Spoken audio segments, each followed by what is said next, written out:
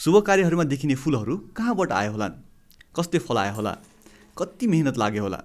यो प्रश्नको उत्तर हो फ्लोरिकल्चर। फ्लोरिकल्चरबारे बुझ्नको लागि हामीले दुई फुल व्यवसायीलाई भेट्यौँ। म केशवराज शर्मा पौडेल, चन्दागिरी नगरपालिका वडा नम्बर 12 निवासी। नमस्ते, मेरो नाम रामचन्द्र खड्का। म चाहिँ खड्का फार्मिङ एन्ड फ्लोरिकल्चर यो फुल खेतीको सञ्चालक हुँ। अनि मेरो घर चाहिँ खास दोलखा हो। अहिले यो पेसामा आबद्ध भएको लगभग 9-10 वर्ष भयो। फुल व्यवसायको बारेमा रामचन्द्रजीको विचार के छ त? यो पुष्प भनेको एउटा चाहिँ समृद्धिको मापन भन्छ नि। जति जति चाहिँ देश कता गइरहेछ, कुन आर्थिक अवस्थातिर गइरहेछ, अनि मान्छेलाई चाहिँ यो एक किसिमको त्यसले चाहिँ उ गर्छ। फुल खेती गर्दा राम्रै छ। अब यति भनौँ न 2 रोपनी जग्गामा मैले सेड हाउस हालेको छु। त्यसबाट धान रोप्दाको लागत, त्यसबाट आउने प्रतिफल भन्दा यो फुलबाट आउने अब भनौँ न लागत पनि बढी छ न त, धेरै राम्रो छ। यो सेक्टर राम्रो हो। फुल आफैमा राम्रो हो। जसले पनि यसलाई मन पराउँछन्। बाटोमा लिएर कहिलेकाहीँ चाहिँ काठमाडौँ पुऱ्याउँदा पनि पछाडि हेऱ्यो भने सक्कली हो भनेर सोध्छन्। आनन्द आउँछ। फेरि पैसा कोट्याएर हेर्छन्।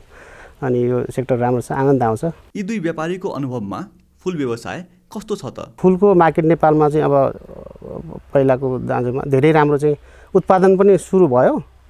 पहिला चाहिँ सबै फुलहरू इन्डियाबाट आयातित हुन्थ्यो। अब यहाँ पनि अब यो व्यवसायीहरू चाहिँ अहिले 1-2 वर्ष अगाडि यसमा लगानी गर्ने धेरै बढ्नु भएको छ। खास त राम्रै थियो। अब 1 वर्षमा लगभग 8 महिना जति चाहिँ यसको राम्रो व्यापार हुन्छ। 3-4 महिना भनेको कार्तिक पर्छहरूको, अनि यो अफ सिजन हुन्छ। अफ सिजन टाइममा चाहिँ एकदमै चाहिँ 50% जति डम्पै हुन्छ। अहिले त निकै राम्रो छ। नेपालको मागलाई नेपालकै उत्पादनले भ्याइरहेको अवस्था छैन। के गरे पहिला 100% इन्डियाबाट आयात गरिन्थ्यो, अलिअलि लोकल युज हुन्थ्यो भने अब अहिले त्यसको पर्सेन्टेज चाहिँ आयातको घटेको छ। लगभग 80% को हाराहारीमा आयात गरिन्छ अझै पनि। अब त्यो चाहिँ राम्रो रूपमा घट्दैछ। अनि हाम्रो जस्तो देशमा चाहिँ अब यो मौसमले नै असर गर्छ। त्यसको सही इन्फर्मेसन चाहिँ टेक्नोलोजी अब हाम्रो कृषि फर्महरू होइन, जस्तो नार्क भन्ने गभर्मेन्टले चाहिँ त्यस्तो सुविधा दिन सकेको छैन। सजिलै छ। मैले अहिले भने मलाई अझ योपालि भर्खरै अस्ति एउटा कोअर्डिनेसन पनि भएको थियो। 6000 जति यो थुङ्गे फुलको बिरुवा चाहियो भनेर। अनि जुन बेला यो लकडाउन र पानीका मात्र कारणले उता बुटौलबाट मागेको थियो, मैले पठाउन नि सकिनँ। हाम्रो देशमा फुल व्यापारलाई धार्मिक कुराले पनि निर्धारण गर्छ। मेन कुरा चाहिँ अब धार्मिक कुराले पनि असर पर्या हुन्छ। मलमासमा अब फुल सेल हुँदैन। जब शुभ कार्य गर्न को समय हुँदैन, त्यो तिथिमा चलिन्छ नि। अनि त्यो अब बिहाको लगन हामी वर्षमा क्यालेन्डर 1 वर्ष अगाडि हेर्न पाइँदैन। अब त्यो वर्षको 1-2 महिना अगाडि हामीले क्यालेन्डर हेर्छौँ। यो वर्षमा यतिवटा बिहा छ, यतिवटा व्रतबन्ध छ, यी कार्य भइरहेछन् भने हामी त्यहीमा क्यालकुलेसन गर्छौँ। हाम्रो फुल कति बिक्री हुन्छ, यो वर्ष लगाउँदा नलगाउँदा। यसरी चाहिँ लगाउन योसँग रिलेटेड भएको कारणले गर्दा पनि अनि फुल लगाउनेहरूले पनि त्यसलाई हेरेर लगाउँदा राम्रो हुन्छ। किनकि हामी सबै धर्म अब यस्तै कुराहरूमा चाहिँ रिलेटेड छ कि फुल भन्ने कुरा चाहिँ। अब विदेशमा जस्तो अब त्यस्तो ट्रेन्ड यहाँ आइसकेको छैन। कसैका भेट्न जाँदा फुल लाने, बिरामी भएको ठाउँमा जाँदा फुल चाहिँ दिने, अनि हस्पिटलमा राखिदिने, त्यस्तो चलन चाहिँ यहाँ छैन। घर घरमा पनि त्यसो चाहिँ छ। यो देशमा चाहिँ खालि यो चाहिँ बिहा व्रतबन्ध अनि पार्टी इभेन्टहरूमा चाहिँ बढी खर्च हुने भएकोले अब त्यस्तो किसिमको हामी कहाँ त्यो हेरेर चाहिँ उ गर्नुपर्छ। अरू देशमा जस्तो हाम्रो देशमा फुल दिने चलन भने कमै छ। म बङ्गलादेश गएको छु, इन्डिया गएको छु। अनि त्यहाँ चाहिँ फुल खेती हाम्रोभन्दा अलि वृहत नै छ। अब त्यहाँ राज्यले बढी त्यस कुरालाई दिएर हो अथवा सब्सिडी के दिएर हो। अनि त्यहाँ बङ्गलादेशमा चाहिँ बाटोतिर स्ट्रिटतिर हेर्दा नि यसो यहाँ जस्तो बोतलमा पानी दिए जस्तै फुल दिएर गाडीमा बेच्ने, अब आवश्यक पर्ने मान्छेले फुल किन्ने, त्यस्तो ट्रेन्डहरू देखियो होइन। त्यस्तो कुरा यहाँ पनि चाहिँ भयो भने अलिकति मान्छेलाई फुल त जसलाई पनि मन परिहाल्छ। त्यो उत्पादन गरेर सबै किसिमको फुलहरू बजारमा त्यसरी ल्याउन सक्यो। अब बजारलाई चाहिँ अलिक खुल्ला रूपमा यो हो भनेर गर्न सक्यो भने हुनसक्छ। फुलहरू बिरुवाबाट बजारसम्म कसरी आइपुग्छन् त? अनि हामी जस्तो व्यवसायी जो बेर्न तयार नपार्नेले पनि लिएर जाने हो। अनि ग्राहकहरूले चाहिँ नर्सरीमै आएरै लाने हो बिरुवाहरू। फ्लावर फार्मर्सहरूले पनि नर्सरीबाट बिरुवा लिएर जाने पनि छ, आफै उत्पादन गर्नेहरू पनि छन्। अब होलसेल हामीहरूको यो फुलको होलसेल 4-5 वटा चाहिँ होलसेलहरू छ। त्यसमध्येमा ग्लोबल फ्लोरा भन्ने होलसेल चाहिँ हामी त्यहाँ दिन्छौँ। आफ्नो होलसेलहरू हुन्छ, त्यहाँनिर होलसेलमा यो फुल पुऱ्याइन्छ। होलसेलबाट रिटेलरले त्यहाँबाट चाहिँ आफ्नो पसलमा लगेर बेच्ने काम गर्छ। फुल खेतीमा आबद्ध हुन पहिले सबै कुरा बुझ्न जरुरी छ। पहिला चाहिँ यो काम गरेको अनुभवीहरूलाई भेट्ने हो। दर्ता प्रोसेसमै जाँदा त्यो त आफूले सुरु गर्दै इन्फर्मल सुरु गरेर बल्ल फर्मलमा जाने हो। हामी फर्मालिटीका नाउँमा धेरै अहिलेको समस्या त्यही हो। फर्म सम दर्ता गर्छ, केही बुझेको छैन, अर्काले बनाइदिएको प्रपोजल हुन्छ, आफूले काम गर्ने बेला त गन। पहिलो कुरा त अब उहाँहरूले सबै फार्महरू कसरी गरिरहेछ भन्ने सबैसँग साथीहरूसँग पहिला जस्तो छैन। अब त उ गर्न सकिन्छ होइन। अनि फार्महरूलाई बुझ्ने, त्यसपछि हाम्रो छाता सङ्गठन फ्लोरिकल्चर एसोसिएसन फ्यान छ, फ्यानमा गएर फ्यानको कार्यालयमा गएर आइदिएर उहाँले बुझिदिनु भयो। त्यहाँबाट हरेक उहाँहरूले पेपर पत्रिकाहरू पाउनुहुन्छ, त्यो अनुसार चल्नुभयो भने राम्रो हुन्छ। यसमा लाग्ने लगानीको बारेमा केशवजीको यस्तो भनाइ छ। यो सानोबाट गर्दाखेरि सिजनल कट फ्लावर तपाईँले गर्ने हो भने चाहिँ एकदमै 5000 सुरु गर्न सकिन्छ। जस्तो यो दसैँ तिहारमा हुने थुङ्गे फुल अथवा मखमली फुल हाम्रोमा त एकदमै स्पेसल हो नि त। हो, त्यो उत्पादन गर्न तपाईँले 1-1000 को बिरुवा राखेर उत्पादन गरेर बेच्नु भने काफी भयो। हदै चाहिएला, अलि मलहरू चाहिएला, गोडमेल गर्नु पर्ला, ज्यालाहरू जाला, अथवा 50,000 भयो भने 5 लाखको काम गर्न सकिन्छ। अब बुझौँ यो सुरु गर्ने प्रक्रियाबारे। प्रोसेस चाहिँ यसो हो, तपाईँले एउटा फर्म दर्ता गर्नु पर्यो। अनि थोरै भए पनि अब सम्बन्धित देशमा कानुनअनुसार त गर्नु पर्यो नि। फर्म दर्ता गरेपछि अनि तपाईँका करका, प्यानका, भ्याटका, ठुलो बिजनेस गर्दा भ्याट पनि तिर्नु पर्यो आफ्नो देशलाई होइन, अथवा आफ्नो समाजलाई। अब आउने भोलिको पुस्तालाई इकोनोमीमा सिकाउनु पनि पर्यो। फेरि हजुरहरूले भन्दा म नेगेटिभ एटिच्युड होइन कि, तर प्र्याक्टिकल कमर्सियलाइजेसनकोमा मैले खोजी गरेकै हो। इकोनोमिक ग्रोथ अहिले समग्र राष्ट्रमा समृद्धिको उपाय नै कृषि हो चाहिँ भनिएको छ। अब कृषि गर्नलाई चाहिँ अवस्थै छैन, व्यवहारिकै छैन।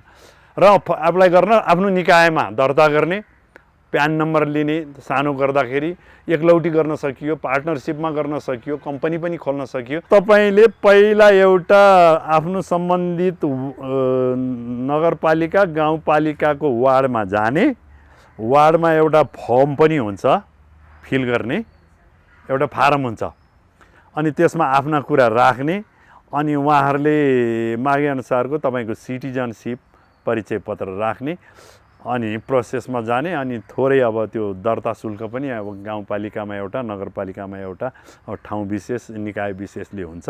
र अनि त्यसपछि डेभलप हुँदै अहिले चाहिँ त्यति सजिलो पनि भएको छ। पहिला चाहिँ यो घरेलु तथा साना उद्योग, घरेलु भन्ने चलन थियो, वाणिज्य भन्ने। अनि तपाईँले ठुलो गर्ने क्रममा वाणिज्यमै गर्दा पनि फरक चाहिँ परेन। र अहिलेको अब मैले पनि एउटा अब हामीले त्यसरी गरेका छौँ, त्यो भ्याटमा गर्नुपर्नेलाई मात्र उता वाणिज्य गएका छौँ। अहिले मर्निङ ग्लोरी नर्सरी भन्नुहुन्छ भने स्थानीय निकायमै दर्ता गरेर गरेको हो। यो 10औं वर्ष पनि भयो। यस प्रक्रियामा फ्यान अर्थात् फ्लोरिकल्चर एसोसिएसन अफ नेपालले पनि सहयोग गर्नेछ। अब यसरी यो विशेष गरेर फ्लोरिकल्चरको गर्न चाहिँ हाम्रो राष्ट्रिय एउटा सङ्घ पनि छ, फ्लोरिकल्चर एसोसिएसन नेपाल। उहाँहरूलाई म पनि फ्यानमा पनि संलग्न छु, आबद्ध पनि छु होइन। हामीले सिकाउने पनि गरेका छ यो दर्ता गर्ने कुरो, प्रोसेसका कुरा, कोअर्डिनेसन गराइदिने पनि कुरा गरेका छौँ। अनि सम्बन्धित निकायकोहरूलाई सजिलो गरी दर्ता गर्नका लागि उहाँहरूलाई ल्याएर सिकाउन पनि लाउँछौँ। करका विषयमा पनि बेला बेला कार्यक्रममा आयोजना गरेर कर तिर्ने सिस्टमका बारेमा पनि बुझाउँछौँ। अब यति गर्दै गर्दा अघि अब प्रोसेसमा गाह्रो छ हाम्रो देशमा भनेर त मैले भने पनि त्यो गर्दा चाहिँ अलिकति त्यो झन्झट, अब यो कागज त्यो कागज, यो बिचौलियाहरूले पनि त्यहाँ हस्तक्षेप गरेको हुन्छ र विशेष गरेर ब्युरोक्राट्सहरूले अलिक दुःख दिएकै अनुभव छ मेरो त। रामचन्द्रजीले चाहिँ जरबेरा खेती गरेका छन्। अब मैले गरेको खेती चाहिँ जरबेरा हो। जरबेरा चाहिँ टिस्यु कल्चरबाट यो हल्यान्डबाट, इन्डियाबाट आयातित हुन्छ। त्यो चाहिँ अब क्वारेन्टाइन हुँदै प्लेनबाटै आउँछ। त्यसमा कस्तो निर्मालीको राम्रो किसिमको बिरुवाहरू आउँछ। बिरुवा हामी भित्र आउँछौँ। त्यो बिरुवालाई यहाँ हुर्काएर, बिरुवा चाहिँ हुर्काएर त्यसबाट फुल लिन्छौँ। यो जरबेरा हो। यो चाहिँ रोपेको 3 महिनापछि यसले यो फुल दिन थाल्छ। अनि तपाईँको यो चाहिँ 1 वर्षमा यसले 40वटा जति फुल दिन्छ। यो चाहिँ यो यतिको भएपछि यसलाई बजारमा लान सकिन्छ। यतिको फुल भएपछि यसलाई बजार लान सकिन्छ। रामचन्द्रजीले गर्ने कट फ्लावरको भविष्य नेपालमा सुनौलो देखिन्छ। अहिले यदि यसमा चाहिँ अलिकति कुरा जोडौँ, हाम्रो देशमा कट फ्लावरको पनि भविष्य असाध्यै राम्रो छ। कट फ्लावर भनेको अब तपाईँलाई उदाहरणको रूपमा मैले भन्नुपर्दा चाहिँ रोज छैन, रोज भ्यालेन्टाइनमा त टन्नै जान्छ त होइन। अनि अहिले होटलहरूमा, मोटरहरूमा, सजावटहरूमा बुक्की बनाउनेदेखि लिएर होइन, अझ हामीले उत्पादन गर्न सक्यौँ नेपालको भने यी कुराहरू चाहिँ निर्यात पनि हुने अवस्था एकदमै नजिक छ। अब जस्तो हाम्रो पनि यो फ्लोरिक फ्यान मार्फत सम्पर्क हुँदा मलेसिया जस्तोले त पठाइदिए, युएई कतारहरूमा त पठाइदिए नै भनेको छ, तर अलि फिजिबल भइराखेको अवस्था छैन। फुल खेतीमा चाहिने प्रविधिको बारेमा यी दुईको फरक मत छ। यो टेक्नोलोजी भाषै ठिक भएन। हाम्रो पुरानो प्रविधि राम्रा छैनन्। अब एउटा उदाहरण त तपाईँलाई कृषिमा अब तपाईँले राख्नुपर्ने, म मेरो पढ्ने बेला मेरो अनुभव पनि परोपकार स्कुलमा पढ्थेँ, अनि पछाडि हेर्थ्यौँ हामी। अनि हेर्दाखेरि त्यो ज्यापुदाइले त्यो आलु त पान्टाङ पुन्टाङ पारेर त्यहाँ यत्रो आलु खनेको देख्थ्यौँ कि हामी। कति राम्रो प्रविधि थियो हेर्नु न। अनि त्यो प्रविधि भनेको अब हाम्रो त एकदम तोरी अन्नहरू यत्रो हुने देशमा पिना असाध्यै राम्रो मल हो, खरानी असाध्यै राम्रो मल हो होइन। अब के भन्ने, यो टेक्नोलोजी भन्नुहुन्छ कि बरु टेक्नोलोजी भने चाहिँ अलि परिवर्तन गर्नुपर्ने होला। यो केमिकल फर्टिलाइजर त्यसरी कुरा गर्दा त आवश्यकै छैन। मैले अघि त समग्र देशको समस्या चाहिँ भनेकै हो। अर्ग्यानिक मल हामीले तयार पार्नु जुन हाम्रोमा छ, अब भर्मी कम्पोस्टहरू हामी त त्यही युज गर्छौँ। रासायनिक मल हाम्रो यो नर्सरीभित्र चाहिँ प्रयोग गरेको छैन। मैले चाहिँ यति पनि भने फेरि अब खास गरी हुनुपर्ने त अब कृषि उद्योगलाई चाहिँ ठुलो उद्योगको रूपमा चाहिँ उद्योगमा चाहिँ गर्नुपर्ने, यसमा चाहिँ बढी लगानी भित्रिनु पर्ने होइन। यहाँ ठ्याक्कै उल्टा भइरहेछ होइन, पुरानै चाहिँ तरिकाले खेतीपाती भइरहेछ। अब यो टेक्नोलोजी त भित्र नै पर्छ, किनकि अब हामी कहाँ अब मेन पावरहरू सबै चाहिँ बाहिर गइरहेछन्। यहाँ चाहिँ अब काम गर्ने मान्छे पाइरहेन होइन। अब त्यस्तो भएको छ, मेन पावर धेरै महँगो परिरहेछ। त्यो हिसाबले चाहिँ अब यो टेक्नोलोजी चाहिँ भित्रिनुपर्छ। अब सुरुमा हामीले पनि टेक्नोलोजी थिएनौँ, त्यसमा थिएनौँ, बाँसकोबाट गर्थ्यौँ, पानी हाल्नु पर्थ्यो, हरेक समस्याहरू थियो, चाहिँ आफैले चाहिँ त्यो गर्नुपर्थ्यो भने यो टेक्नोलोजी भित्रिसकेपछि धेरै कुराहरूको चाहिँ खर्च जोग्या, स्टाफ खर्च जोग्या छ, हजुरको चाहिँ अब सजिलो छ। त्यो कुरालाई चाहिँ गर्नै पर्छ, किनकि अब कृषिमा लगानी आउनुपर्छ। त्यसरी व्यापक रूपमा आयो भने मात्रै हामीले चाहिँ केही गर्न सक्छौँ। अब बुझौँ बिरुवाको प्रविधिबारे। अब नेपालमा बिउहरू धेरै, अब यो फ्लोरिकल्चरको विशेष गरेर कुरा गर्दा चाहिँ तीन किसिमको यसको भेराइटी हुन्छ भनौँ न। एउटा चाहिँ सिजनल फ्लावर जो सिडबाट नै धेरै हुन्छ। यिनीहरू चाहिँ अब अहिलेको समयमा चाहिँ हाइब्रिडहरू विदेशबाट नै ल्याउने हो, जस्तो अमेरिका, कोरिया, थाइल्यान्ड, अब इन्डियाले पनि कति उत्पादन गरेको छ, ल्याउने हो। र विशेष गरेर यो बिरुवा जगतमा चाहिँ के हुन्छ भने यसलाई ग्राफ्ट गर्न मिल्छ। अनि त्यो ग्राफ्टको चाहिँ यहीँ सप्रिएको हाँगाहरू त्यसमा गाँस्ने हो। अब रुटका लागि चाहिँ यहीँका स्थानीय विशेष गरेर बलियो जङ्गली जातहरू प्रयोग गरिन्छ। यो चाहिँ फलफुलमा विशेष गरेर अझ बेसी हुन्छ। अनि यो फ्लावरहरूको चाहिँ अझ त्यसको मुन्टा नै सपार्न सजिलो हुन्छ। रामचन्द्रजीको खेतमा भने यी प्रविधिको प्रयोग गरिन्छ। यसमा चाहिँ अब यो हाइटेक, सेमी हाइटेक भनौँ यसलाई, यसमा हजुरको यो सबै चाहिँ जिआईको बाट चाहिँ पोलहरू हुरी बतासबाट नबिग्रिने, त्यसपछि गएर भित्र चाहिँ वातावरण चाहिँ यहाँको चाहिएको वातावरण चाहिँ क्रिएट गर्न सक्ने। जस्तो अब यहाँ बढी तातो भयो भने यहाँ भेन्टिलेसन छ, त्यो त्यहाँबाट चाहिँ हावा पास हुन्छ, तातो हावा चाहिँ पास हुन्छ, र यहाँ चाहिँ वातावरण क्रिएट भइरहन्छ। बिरुवालाई चाहिने चाहिँ वातावरण चाहिँ गर्न सकिन्छ। अब जाडो महिनामा चाहिँ यो वरिपरिबाट चाहिँ प्लास्टिकले चाहिँ त्यो खोल्न मिल्छ र त्यसलाई चाहिँ बन्द गर्न मिल्छ। सबै समयमा चाहिँ एउटै किसिमको वातावरण बनाएर त्यो एकदम चाहिँ आवश्यक छ। थोपा सिँचाइबाट त हामी कहाँ अब भनेको ठाउँमा पानीको स्रोतहरू छैन। जहाँ पानीको स्रोत छ अब ठाउँभन्दा टाढा छ, त्यो गर्न सकेको छैन। अनि पानीलाई सञ्चय गरेर यति नै पानी चाहियो, त्यो मतलब पानीलाई चाहिँ थोरै पानीले पनि सिँचाइ गर्न सकियो। अनि यसमा फर्टिगेसन मलहरू त्यसमा डाइल्युट गर्ने मलहरू हालेर बिरुवालाई दिन सकियो। अनि पानी हाल्ने झन्झट धेरै कुराहरू पाइप घिसार्नुपर्ने बिरुवा चाहिँ ढल्ने मर्ने हरेक समस्याबाट चाहिँ जोगियो। उहाँले आफ्नो खेत घुमाउँदै हामीलाई यो प्रविधि देखाउनुभयो। यो चाहिँ टेम्परेचर मिटर हो। अब दिनमा कति चाहिँ टेम्परेचर हाई भएको छ, कति चाहिँ त्यो भएको छ, त्यो हिसाबले चाहिँ हामीले यो पर्दालाई चाहिँ उठाइदियौँ भने हावा आएर यसमा अलिकति यो टेम्परेचरलाई डाउन गर्न सकिन्छ। अब यो प्रविधि यसमा चाहिँ छ। यो चाहिँ एयर बाहिरको हावा भित्र जानको लागि राति चाहिँ हामी यसलाई पर्दालाई तल झार्छौँ। बिहानी पख सूर्य उदय किरण सँगसँगै यसलाई माथि रोलरले चाहिँ माथि पुर्याउँछौँ। यो चाहिँ चारैतिरबाट खोलेपछि भित्र हावा चाहिँ सर्कुलेसन हुन्छ र त्यो वातावरण त्यहाँ क्रिएट हुन्छ। हाम्रो देशमा बिक्री हुन नसकेको फुलहरू फालिँदा रहेछन्। अरू देशमा भने यस्ता फालिने फुलहरूलाई अरू चिजमा प्रयोग गरिँदो रहेछ। फुलहरू धेरै छन्। यो कट फुलाउनु पनि धेरै कुराहरू छ। त्यसबाट चाहिँ पर्फ्युमहरू निकाल्ने भन्छन्, अन्तर्राष्ट्रिय रूपमा सुनिन्छ। त्यो किसिमको हामी कहाँ सोचहरू छ। त्यसमा अब लगानी ठुलो कुराहरू छन् होइन, लगानीको कुराहरू छन्। सकिन्छ। जस्तो रोज भयो, सबै फुलबाट नसकेला। अनि क्यालेन्डुला भन्नेबाट पनि त्यो केही किसिमको हर्बल टाइपको के निस्किन्छ, त्यसबाट पनि त्यसको ओइल के निस्किन्छ, अब त्यो गर्न सकिन्छ। समस्या अब यसमा अब लगानीको कुरा आयो, हरेक कुरा आयो सबैमा। अब त्योसम्मको बजार कस्तो हो त्यो छ नभएको होइन, बाहिरबाट आयात भइरहेको त्यो कुरालाई मान्छेले सोच्नै पाइरहेको छैन। हरेक व्यवसायमा चाहिँ कृषिमा पनि केही समस्या छन्। अब मेन कुरो चाहिँ अब यहाँ रोगको कुरा आयो होइन। अनि अब यो बिरुवाहरू चाहिँ आफ्नै देशमा नभइदिँदा बाहिरबाट चाहिँ पैसा पठाएर पनि धेरै झन्झटिलो तरिकाले समय लाग्छ। अब रोप्नुपर्ने कहिले आइदिन्छ, कहिले उनीहरूको तयार भइकन अहिले पैसा पठाइकन गर्नुपर्छ। त्यसपछि बिरुवा लिएर आयो। अब यहाँ चाहिँ हुर्काउँदाखेरि समस्याहरू चाहिँ नि यो रोगबाट चाहिँ अब त्यस्तो किसिमको राम्रो किसिमको प्राविधिकहरू चाहिँ नभएर पनि यो समस्या आएको छ। बिरुवा आफ्नो देशमा चाहिँ टिस्यु कल्चरहरू छैन होइन, सबै कुराहरू यहाँ तयार हुँदैन।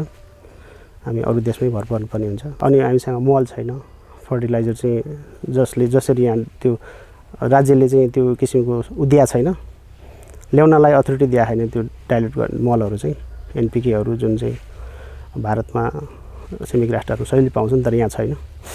त्यसले गर्दा पनि अब त्यो आउन त आयात छ तर कसरी आउँछ, तर महँगोमा पर्छौँ हामी। स्टोरेजको प्रब्लम छ अझ नेपालमा। के प्रब्लम भन्दा अब शीत भण्डार एउटै व्यवसायले गर्ने कुरो भएन। अब गभर्मेन्टले अथवा सामूहिक रूपमा त्यस्तोको व्यवस्था छैन भन्नुपर्छ। अनि ट्रान्सपोर्टेसनमा नि समस्या हो यो ताजा फुलको चाहिँ, किनभने मोटरमा लाँदा पनि त त्यो मेन्टेन गर्नु पर्यो नि। अहिलेको ठुलो समस्या कोरोनाले चाहिँ कतिको असर पारेको रहेछ त। अब जब चैत महिना सुरु भयो, फुल त हाम्रो चैत वैशाख भने त असाध्यै फुल्ने सिजन। वैशाखपछि लगन त्यो हरेक कुराहरू चाहिँ व्यापार हुनुपर्ने। अब त्यसपछि अब कोरोनाको चाहिँ कहरले अब सबै फुलहरू डम्प गर्नुपर्ने अवस्था आयो। बजार छैन। अब होटेल, अब ट्राभल हरेक कुराहरू चाहिँ अब नभइसकेपछि अब कुनै पनि चाहिँ कार्यक्रमहरू तय नभएपछि त सबै कुराहरू त त्यहीसँग रिलेटेड हो। त्यसपछि चाहिँ व्यापार सुन्नेमै छ। फियर चाहिँ ठुलो समस्या हो, डर। र अब हाम्रोमै भन्नुहुन्छ भने अन्तत अब लकडाउन बाहिरै ननिस्किनु भनेपछि पर्ने समस्या, कस्टमर आउन नपाउने, कस्टमर जान नपाउने, त्यो ठुलै समस्या हो होइन। र अनि हाम्रो जस्तो किसानहरूलाई चाहिँ एउटा कुरा योले त मैले बुझेको चाहिँ राम्रो के भन्नु होला भने दैनिक व्यापार भएन। अब हाम्रा बिरुवा त हुर्केका छन्, झन् राम्रा छन्, अझ कस्ट बढ्छ होला भन्ने पनि मेरो चाहिँ एकदम स्पेसल अनुभव यो। कोरोनाकै मारले गर्दा फुल व्यापार बन्द गर्ने बारे रामचन्द्रजीको भनाइ यस्तो छ। अब यो त यस्तो भयो, अब सामान्य तरिकाले गरे भए छोड्न सक्ने अवस्था पनि छैन। अब लगानी छ आफ्नो। अब यो लगानीलाई फेरि पुनर्लगानी गर्न त भयभरको लगानी त्यसमै लागेको छ नि, धेरै गाह्रो छ। बरु यसलाई चाहिँ जोगाएर त्यो समय त पक्कै पनि आउँछ भनेर त्यसलाई चाहिँ चुनौती अवसरको रूपमा चाहिँ चुनौतीलाई अवसर रूपमा लिएर गऱ्यो भने बजार त रिटर्न भइहाल्छ नि। म आशावादी छु यो कुरामा। सम्भावना छ यसमा। अब तरकारी खेती गर्नु सही चाहिँ म त गरिरहेको मान्छे होइन। तरकारी अब फुलको लगानी अलि बढी नै छ। अब यो प्लान्ट यति प्लान्ट भित्राउनलाई लगभग 15-20 लाख रुपियाँ प्लान्ट मात्रै लाग्छ। अनि यसलाई क्षति गर्नुभन्दा त 5-7 लाख रुपियाँ चाहिँ खर्च गरेर जोगाएर राख्यो भने त फेरि यसको त दिन आउँछ। अब अझै यसको टाइम छ, 2 वर्ष अवधि, अझै 1 वर्ष भयो। 2 वर्षमा अझै फुल लिन सकिन्छ यसको भएको लिएर अनि पछि त गर्न सकिन्छ। अर्को ठुलो समस्या भनेको अरू राष्ट्रबाट फुल आयात हुनु पनि हो। यसमा चाहिँ राम्रो व्यापार हुन्छ। अब यहाँबाट उत्पादन नपुगेपछि भारतबाट आयात हुन्छ। पहिला 80% भारतबाट आउँछ, 20% नेपालबाट चाहिँ फुल उत्पादन हुन्छ। अहिले झन् लगभग 80% हामी यो कट फ्लावरमा चाहिँ डिपेन्ड छौँ। 20% चाहिँ इन्डियाबाट जुन बेला धेरै चाहिँ यहाँ जस्तो अब एउटा इभेन्ट हुन्छ जस्तो भ्यालेन्टाइन त्यस्तो टाइममा एकैचोटि फुल चाहिँ माग हुन्छ। त्यो टाइममा त अब हामीसँग त उपाय हुँदैन, त्यो टाइममा भित्राइन्छ। अब खास गरी हुनुपर्ने त अब कृषि उद्योगलाई चाहिँ ठुलो उद्योगको रूपमा चाहिँ उद्योगमा चाहिँ गर्नुपर्ने, यसमा चाहिँ बढी लगानी भित्रिनु पर्ने होइन। यहाँ ठ्याक्कै उल्टा भइरहेछ होइन, पुरानै चाहिँ तरिकाले खेतीपाती भइरहेछ। अब यो टेक्नोलोजी त भित्रिनै पर्छ, किनकि अब हामी कहाँ अब मेन पावरहरू सबै चाहिँ बाहिर गइरहेछन्, यहाँ चाहिँ अब काम गर्ने मान्छे पाइरहेन होइन। अब त्यस्तो भएको छ, मेन पावर धेरै महँगो परिरहेछ। त्यो हिसाबले चाहिँ अब यो टेक्नोलोजी चाहिँ भित्रिनुपर्छ। अब सुरुमा हामीले पनि टेक्नोलोजी थिएनौँ, त्यसमा थिएनौँ, बाँसकोबाट गर्थ्यौँ, पानी हाल्नु पर्थ्यो, हरेक समस्याहरू थियो, चाहिँ आफैले चाहिँ त्यो गर्नुपर्थ्यो भने यो टेक्नोलोजी भित्रिसकेपछि धेरै कुराहरूको चाहिँ खर्च जोग्या, स्टाफ खर्च जोग्या छ, हजुरको चाहिँ अब सजिलो छ। त्यो कुरालाई चाहिँ गर्नै पर्छ, किनकि अब कृषिमा लगानी आउनुपर्छ। यसरी व्यापक रूपमा आयो भने मात्रै हामीले चाहिँ केही गर्न सक्छौँ। अब फुलको मार्केट नेपालमा चाहिँ अब पहिलाको दाँजोमा धेरै राम्रो चाहिँ उत्पादन पनि सुरु भयो। पहिला चाहिँ सबै फुलहरू इन्डियाबाट आयातित हुन्थ्यो। अब यहाँ पनि अब यो व्यवसायीहरू चाहिँ अहिले 1-2 वर्ष अगाडि यसमा लगानी गर्ने धेरै बढ्नु भएको छ। खास त राम्रै थियो। अब 1 वर्षमा लगभग 8 महिना जति चाहिँ यसको राम्रो व्यापार हुन्छ। 3-4 महिना भनेको कार्तिक पर्छ हजुरको, अनि यो अफ सिजन हुन्छ। अफ सिजन टाइममा चाहिँ एकदमै चाहिँ 50% जति डम्पै हुन्छ। बीचमा धेरैले फाइदा खाने समस्या फ्लोरिकल्चरमा देखिँदैन। अब भक्तपुरमा तरकारी उत्पादन भयो, त्यो तरकारी कालीमाटी पुग्यो, त्यो कालीमाटीको तरकारी फेरि भक्तपुरमा आएर त्यहाँको कन्ज्युमरले किने आउँछ भनेपछि त्यो कतिवटा स्टेप भएर चाहिँ रिटर्न हुन्छ। अनि 10 को ठाउँमा 50 पुग्छ। त्यो बिचमा कतिवटा चाहिँ बिचमा लाग्ने हो नि त्यो बिचौलिया। फुलमा यस्तो छैन, फुलमा चाहिँ सिधै होलसेल जान्छ, होलसेलमा 10% चाहिँ आफै त्यहाँ तय हुन्छ, यति डिमान्ड छ भन्ने हिसाब किताबले यसको चाहिँ मूल्य निर्धारण हुन्छ। अब आवश्यक भयो सेल भयो, नभए डम्प भयो, यसको चाहिँ यस्तो हुन्छ। यसमा त्यस्तो हुँदैन। आज बेचियो अनि त्यसको चाहिँ 10% चाहिँ होलसेल चलाउनलाई त्यसरी काम हुन्छ। यसमा चाहिँ पारदर्शी छ त्यो कुरामा चाहिँ। त्यो कुराले पनि यो फुल क्षेत्र चाहिँ तरकारीभन्दा सहज छ। किसानले पाउने अनुदानका बारेमा केशवजीले कडा टिप्पणी दिएका छन्। तपाईँ अब सज्जन साँच्चैको मेहनत गर्ने किसान हुनुहुन्छ भने तपाईँले अनुदानमा अप्लाई नै नगर्नु राम्रो। र अब अलि तपाईँ नेताहरू रिजाउन, यो ब्युरोक्राटलाई रिजाउन पनि जान्नुहुन्छ, अलिअलि अब कसैले पात्नी गर्नुहुन्छ भने बल्ल अनुदानको, अनि तपाईँ जान्ने हुनुपर्छ। अब एउटा किसानले नेपाली भाषामा लेखेको प्रपोजल स्वीकार त गर्दैन, त्यो सिस्टमै छैन त, सिकाउने मान्छे छैन त। अनि त्यो विज्ञले बनाइदिएको प्रपोजलमा त्यो किसान बिचराले गर्नु कि? हामी अहिले अल्झिएका छौँ, किनभने अनुदान आउँछ भनेर लोन लिएर ब्याज तिरेर काम गरिहाल्यो, अनि जब अनुदान पाउने बेला ब्युरोक्रेट्सहरू निखोज्न थालिए। यसका लागि राज्यले र किसानले पूर्व तयारीमा ध्यान पुर्याउनु पर्ने देखियो। प्लानिङ नै भएन नि, भिजन नै छैन नि। अर्को देखासिखीले काम गर्ने चलन छ। अब अझ एउटा दुईवटा कस्तो आउँछ यहाँ हाम्रो कस्टमरहरू भन्नु होला भने, उयो 2-4वटा यो गोदावरीको चुडेर लैजाउँ म गाड्छु भन्ने आउँछ नि त। अब उसले त बुझेन नि, कमसेकम 1-1 रुपियाँमा लान्छु म, 100 बोट लान्छु, यो पालि 100 बोट बनाएर बेच्छु भन्यो भने त उसले त उसको कमर्सियलाइज सुरु भयो नि त, बिजनेस त बन्यो त। अनि अझ मलाई त तपाईँहरू, म यो कृषिमा कतिसम्म आबद्ध छु, अलिकति अब आध्यात्म नेचुरोपेथीमा पनि लागेकै मान्छे हो। मेरा अब छोराहरू त ठुला भइसके, पढ्यो भने नाति नातिनालाई चाहिँ फ्लोरिकल्चरै पढाउने विचार छ। त्यति सम्भावना देखेको छु, त्यति भविष्य देखेको छु। समृद्धि, यो देशलाई समृद्ध पार्ने, तपाईँहरू हामी समृद्ध हुने भनेको कृषि बिजनेस, कृषि प्रडक्ट बाहेक उपाय छँदै छैन। र यो कुरा अलिकति हामीले गहिरेर आजसम्म खोजेका छैनौँ। तपाईँ खाद्य पसलमा पाउने कुनै पनि प्रडक्ट कृषि बाहेकको छ र भनेपछि अब अलि बुझ्नुपर्ने छ। कृषिको बारे हाम्रो भावी पुस्ताले बुझाउन एकदमै जरुरी छ। धान पनि कहाँबाट आउँछ, चामल पनि कहाँबाट आउँछ भन्ने बच्चाहरू भइसक्यो, दुध कहाँबाट आउँछ भन्ने बच्चाहरू भइसक्यो होइन। तपाईँहरूले एकदमै काठमाडौँमा बसेर फिल गर्ने कुरा चाहिँ। अनि ऊ अहिले त मैले अघि भन्ने क्रममा पनि भने मेरो त्यो सानो 3 वर्षको नाति नातिना छन्, तिनीहरूलाई मैले फुल रोप्न सिकाएँ, पानी हाल्न सिकाएँ, त्यो हजारी लगेँ, माटोमा त्यो ब्यागमा भर्न सिकाएँ। पोखे पनि पोख न, बरु उनीहरूले बरु टाउकोमासम्म हाले। अनि तपाईँ हाम्रो शरीर पञ्चतत्त्वको शरीर माटो नै हो हामी। यो कुरा अहिलेको पुस्तालाई नसिकाइएको छ। त्यो मोरल एजुकेसन भन्ने चाहिँ गरे उही किताब ठुलो भिराइदिने मात्रै गरे। अनि अब टिचरहरूलाई पनि अब यो कुरा त सिकाउनु पर्ने छ। टिचर चाहिँ हुनु पर्यो। अहिले हाम्रोमा भएको मास्टर मात्रै भए, मास्टरी मात्रै भयो।